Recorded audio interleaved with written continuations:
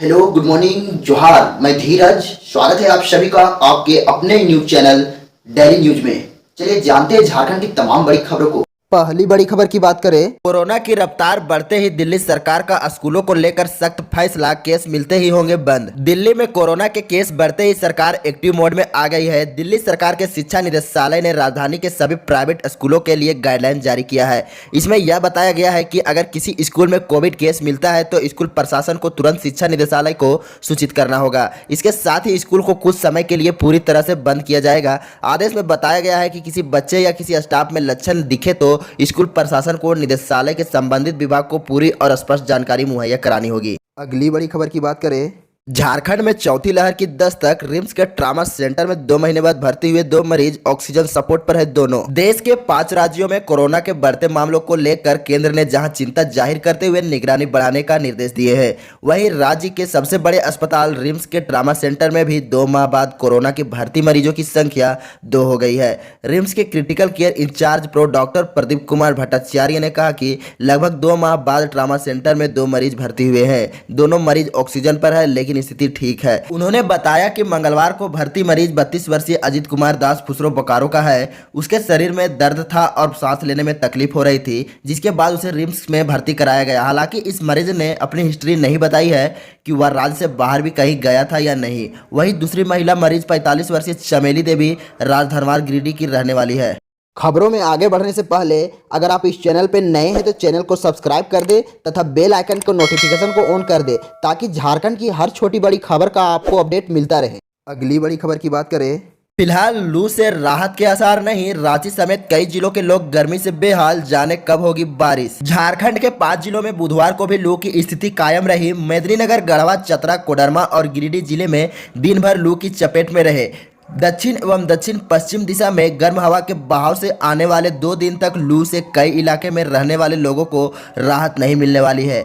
झुलसाने वाली गर्मी की वजह से कई जिलों में लोग घरों से बाहर नहीं निकले। मौसम केंद्र से मिली जानकारी के मुताबिक गुरुवार को गढ़वा, मेदिनीनगर, चतरा, कोडरमा, रांची, बोकारो, गुमला, हजारीबाग, खुट्टी एवं रामगढ़ में कहीं कहीं लू की स्थिति बनी रहेगी। 15 अप्रैल को पलामू प्रमंडल के विभिन्न क्षेत्रों में लू चलेगी। 16 अप्रैल को उत्तर पूर्वी भाग में धनबाद, देवघर, दुमका, गिरिडीह, गोड्डा, जामताड़ा, पाकुड़ और साहिबगंज जिला में कुछ जगहों पर मेघ गर्जन और वज्रपात के आसार है। 17 अप्रैल को पूर्वी भाग में मेघ गर्जन और वज्रपात संभव है। 16 अप्रैल के बाद राज्य के कुछ जिलों में जैसे धनबाद, देवघर, दुमका, गिरिडीह में गर्मी से थोड़ी राहत मिल सकती है। अगली बड़ी खबर की बात करें, झारखंड पंचायत चुनाव धारा 144 लागू, इन नियमों को तोड़ा तो होगी कार्रवाई। जमशेदपुर अनुमंडल अधिकारी संदीप कुमार ने पंचायत चुनाव के लिए सभी पंचायत निर्वाचन क्षेत्र में धारा 144 के अंतर्गत सामान्य निषेधाज्ञा लागू किया है। यह आदेश अनुमंडल क्षेत्र जमशेदपुर, अच्छेस, मानगो नगर निगम एवं जुगसलाई नगर परिषद क्षेत्र छोड़कर जहां आदर्श आचार संहिता लागू है वहां लागू होगा। एसडीओ ने बताया कि पंचायत चुनाव की घोषणा के बाद प्रत्याशियों की गतिविधि में वृद्धि होगी।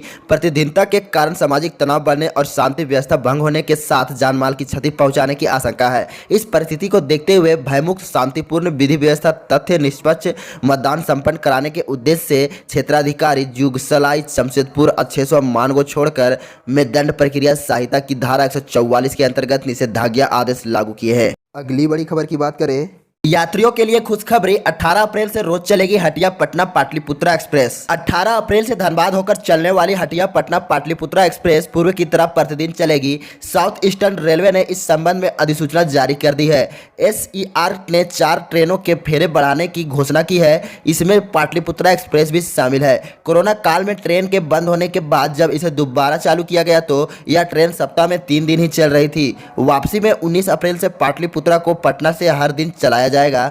जल्द ही सप्ताह में 7 दिन का रिजर्वेशन शुरू किया जाएगा।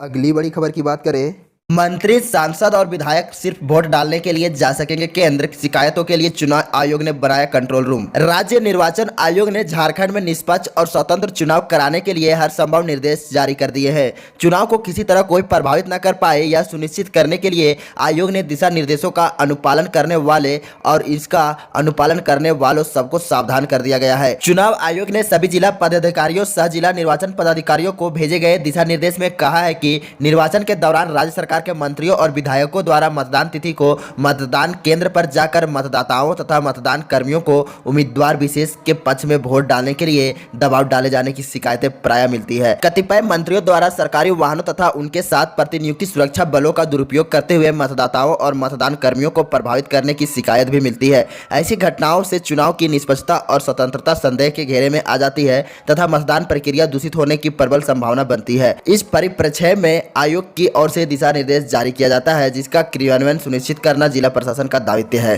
अगली बड़ी खबर की बात करें, हजारीबाग में हाथी का उत्पात, महुआ चुनने गए पति पत्नी को मार डाला। हजारीबाग के चलकुसा प्रखंड की खरगू पंचायत के बेडमकी में हाथी के हमले में पति पत्नी की मौत हो गई। मृतकों में भिखलाल पंडित 60 वर्षीय और उनकी पत्नी शांति देवी 55 वर्षीय शामिल है। बताया जाता है कि दोनों गुरुवार सुबह महुआ चुनने के लिए जंगल की ओर गए थे। इसी दौरान हाथी ने उन पर हमला कर दिया। इस हमले में भिखलाल की मौत मौके पर ही हो गई, जबकि शांति देवी को गंभीर चोट आई। हालांकि बाद में इलाज के लिए हजारीबाग ले जाने के क्रम में विष्णुगढ़ के समीप उनकी भी मौत हो गई। हाथी के हमले में दंपति की मौत के बाद रेंजर आनंद कुमार सिंह ने दल बल के साथ घटनास्थल पहुंचे। उन्होंने मृत दंपति के पुत्र को 1 लाख रुपए तत्कालिक सहायता राशि के तौर पर दी। उन्होंने कहा कि आश्रित को 6-6 लाख रुपए सीओ की रिपोर्ट के बाद दिए जाएंगे। ग्रामीणों के अनुसार हाथी एक सप्ताह से उत्पात मचा रहा है।